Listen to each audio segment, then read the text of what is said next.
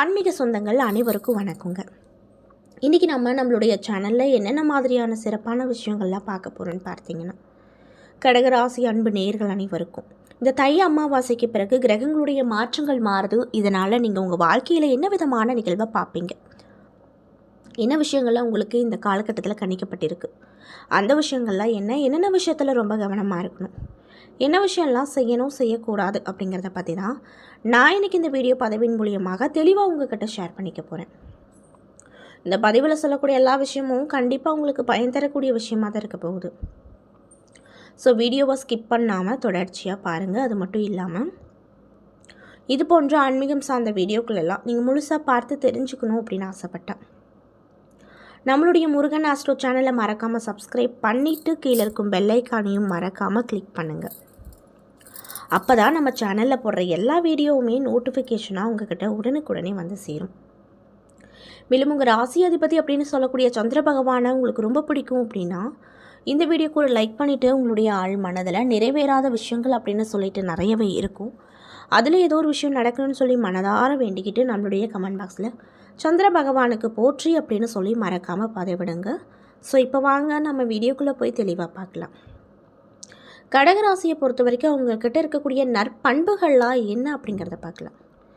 கடகராசியின் அதிபதி சந்திரன் அப்படிங்கிறதுனால கடகராசிக்காரங்க ரொம்பவே அதிகமாக உணர்ச்சி வசப்படக்கூடியவர்களாகவும் மென்மை குணம் படைத்தவங்களாகவும் அதிக அளவில் சென்டிமெண்ட் பார்க்கக்கூடிய நபர்களாகவும் தான் மோஸ்ட்லி இருப்பாங்க. இந்த ராசி அப்படிங்கிறது ஜூன் 21 முதல் ஜூலை 22 வரையில் பிறந்தவர்களுக்கான ராசியாக சொல்லப்படுது. தமிழ் மாதத்தில் ஆடி மாதத்தில் பிறந்தவர்களுக்கான ராசியாகவும் பார்க்கப்படுது. தெய்வ பக்தி, பெரியவர்கள் மீது அதிகப்படியான மரியாதை, குழந்தைகள் மீது அதிகப்படியான அன்பு, சமூகத்தில் மீதான பயம் ஆகியவை இந்த கடகராசிக்காரங்கிட்ட அதிகமாக காணப்படும். கடகராசிக்காரங்க பெரிய தியாகிகள் அப்படின்னே சொல்லலாம். அந்நியர்களுக்கு கூட தியாகம் செய்யக்கூடிய நபர்களாக இருப்பாங்க. பாசக்காரங்க, பாசத்திற்கும் பழக்கத்திற்கும் மட்டுமே உயிரை கொடுக்கக்கூடியவங்க அப்படின்னு சொல்லப்படுது. குரலை உயர்த்தி பேச மாட்டாங்க, ஆனால் கருத்தை உறுதியாக சொல்லுவாங்க. அவங்க சொன்னாலும் சொன்னது தான் அதை மாற்றி எழுத அந்த பிரம்மனான கூட முடியாத ஒரு பட்சமாக தான் இருக்கும்.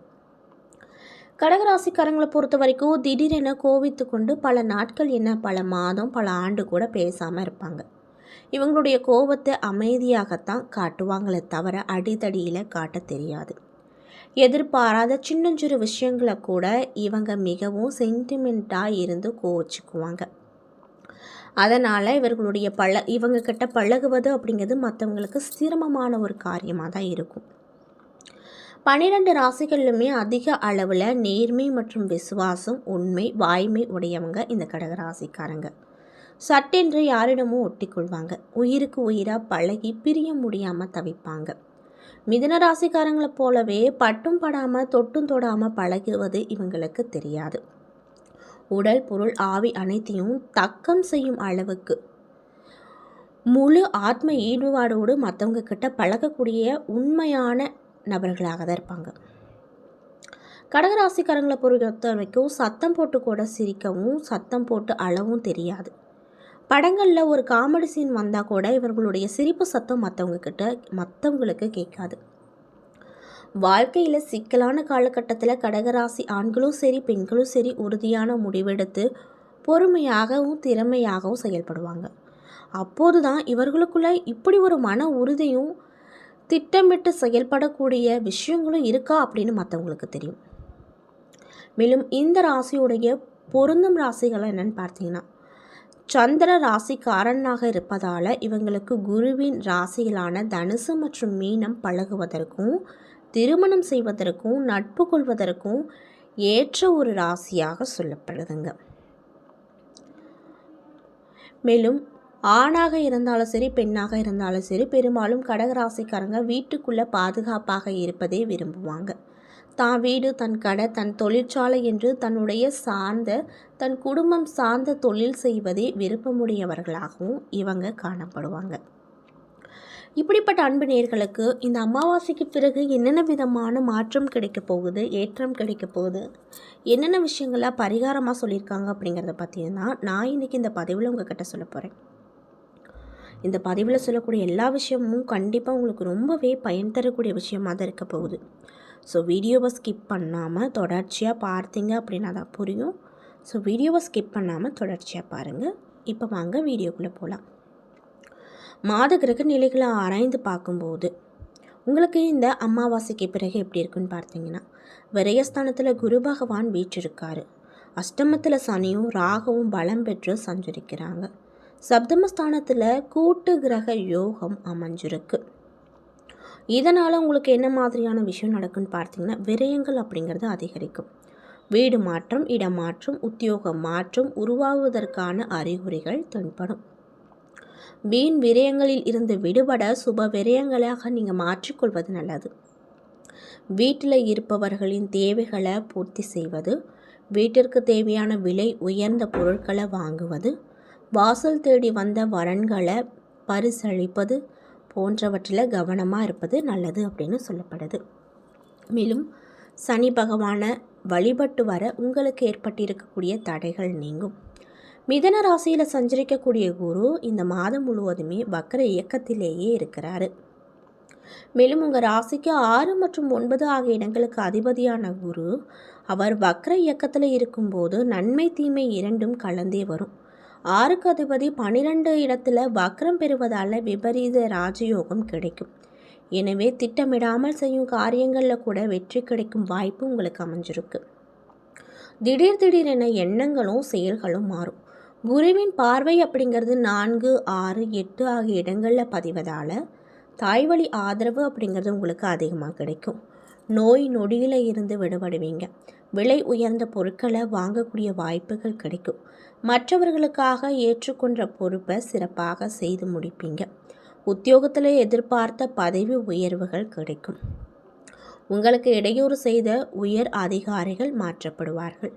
தொழிலுக்கு தேவையான மூலதானம் நண்பர்கள் வாயிலாக கிடைக்கும்.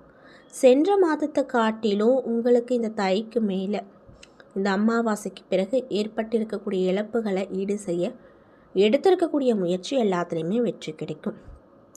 வைத்திருக்கும் வாகனத்தால் பிரச்சனைகள் அதிகமாக வருதே அப்படின்னு யோசிச்சு உங்களுக்கு இந்த காலகட்டத்தில் அந்த மாதிரியான வண்டி வாகனத்தில் எந்த ஒரு பிரச்சனையும் வராது. உங்கள் ராசிக்கு 3 மற்றும் 12 ஆகிய இடங்களுக்கு அதிபதியான புதன் அவர் 29ஆம் தேதி அன்னைக்கு அஷ்டமத்தில் மறைவது யோகமான காலமாக உங்களுக்கு இருக்க போகுது. கெட்டவன் கெட்டிடில் கெட்டிடும் ராஜயோகம் என்பதற்கேற்ப இந்த காலம் ஒரு பொற்காலமாக மாறப்போகுது. ஆடை ஆவரண சேர்க்கை கிடைக்கும். அதிகாரி வர்க்கத்தினரால் ஆதரவோடு பொது வாழ்க்கையில் இருக்கக்கூடியவங்களுக்கு புதிய பொறுப்புகள் கிடைக்கும். புதிய திருப்பங்களும் உங்களுக்கு வரப்போகுதுங்க. மேலும் வெளிநாட்டில் உள்ள நல்ல நிறுவனங்களில் இருந்து அழைப்புகள் வரக்கூடும். உழைப்பு அது மட்டும் இல்லாமல் உங்களுடைய உழைப்புக்கேற்ப அங்கீகாரம் கிடைக்கும். பொது வாழ்க்கையில் ஈடுபட்டிருக்கக்கூடியவங்களுக்கு எதிர்பார்த்திருந்த நல்ல பொறுப்புகள் வரும். மகர ராசியில் சஞ்சரிக்கக்கூடிய சுக்கிரன் 7ஆம் தேதி அன்னைக்கு கும்பராசிக்கு போகிறாரு. இந்த காலகட்டத்தில் விலை உயர்ந்த பொருட்களை வாங்குவதில் கவனம் செலுத்துவீங்க. பெற்றோரின் உடல் நலத்தில் கவனம் தேவை. கொடுக்கல் வாங்குதலில் விழிப்புணர்ச்சி அதிகம் தேவை. வியாபாரத்தில் வேலை ஆட்கள் பிரச்சனைகளை ஏற்படுத்தலாம். அலுவலக பணிகளில் உத்தியோகத்திற்கேற்ப ஊதியம் கிடைக்காது. இதனால் சற்று மன வருத்தத்தோடு இருப்பீங்க. அது மட்டும் இல்லாமல் பணிகளில் உழைப்புக்கேற்ற ஊதியம் வராது. உத்தியோக மாற்றம் செய்ய நினைத்தால் அதுவும் கைகூடாது. வியாபாரத்தை பொறுத்த வரைக்கும் வியாபாரத்தில் போட்டிகள் அதிகரிக்கும். எதிர்நீச்சல் போட்டு முன்னேற வேண்டிய நேரமாக உங்களுக்கு இந்த அமாவாசைக்கு பிறகு இருக்க போகுது. பொது வாழ்வில் இருக்கக்கூடியவங்களுக்கு நல்ல வாய்ப்புகள் வரும். வியாபாரம் மற்றும் தொழில் செய்பவர்களுக்கு ஏற்றமும் இறக்கமும் கிடைக்கும். உத்தியோகத்தில் இருக்கக்கூடியவங்களுக்கு வேலைக்குரிய அங்கீகாரம் கிடைக்காது. கலைஞர்களுக்கு நல்ல வாய்ப்புகள் வந்து கை நழுவி செல்லுங்க. மாணவர்களுக்கும் மாணவிகளுக்கும் மறதி அதிகரிக்கும். பெண்களுக்கு குடும்ப முன்னேற்றம் திருப்தி தரக்கூடிய விஷயமாக இருக்கும். மேலும் உங்களுக்கு அதிர்ஷ்டம் தரக்கூடிய நாட்கள் ஜனவரி 23, 24, 25, 28, 29. மேலும் பிப்ரவரி 3, 4, 9, 10 அப்படின்னு சொல்லப்படுது. என்ன நண்பர்களே, இந்த பதிவுகளில் நம்ம கடகராசி அன்பு நேயர்கள் அனைவருக்கும் தை மாதத்தில் வரக்கூடிய அமாவாசையில் என்னென்ன விதமான நிகழ்வுகளை நீங்கள் பார்க்க போகிறீங்க. என்ன விஷயத்தில் கவனமாக இருக்கணும், என்னென்ன விஷயங்கள்லாம் பரிகாரங்கள் மாதிரி பண்ணணும் அப்படிங்கிறத பற்றியும் தெளிவாகவும் விரிவாகவும் நான் இந்த பதிவில் உங்கள்கிட்ட சொல்லியிருப்பேன். இந்த பதிவில் சொல்லியிருக்கக்கூடிய எல்லா விஷயமும் கண்டிப்பாக உங்களுக்கு பயன் தரக்கூடிய விஷயமாக தான் அமைஞ்சிருக்கும். ஸோ வீடியோ பிடிச்சிருந்தால் லைக் பண்ணுங்கள், ஷேர் பண்ணுங்கள், மறக்காமல் நம்ம சேனலை சப்ஸ்கிரைப் பண்ணிவிட்டு பாருங்கள். நன்றி.